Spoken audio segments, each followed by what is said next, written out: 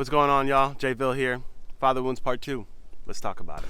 So in my previous video, I talked about how I witnessed my father beating my brother as a teenager growing up. And so years down the road, I would confront him about it. We were having a deep conversation on the phone, and I just flat out told him, "Dad, what you did was wrong. You need to ask him for forgiveness." He didn't take that well. He started to justify his reasonings, defending himself, saying things like, "Your brother was always challenging my authority."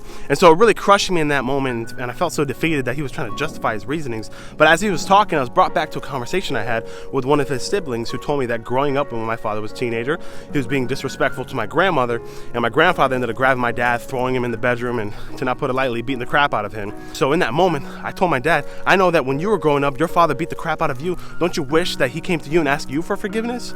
And so when I said that, he went silent. And then he just responded with saying, "You know what? You're right. I need to talk to your brother." And so it was in that moment that my father finally took accountability by me putting him in my brother's shoes.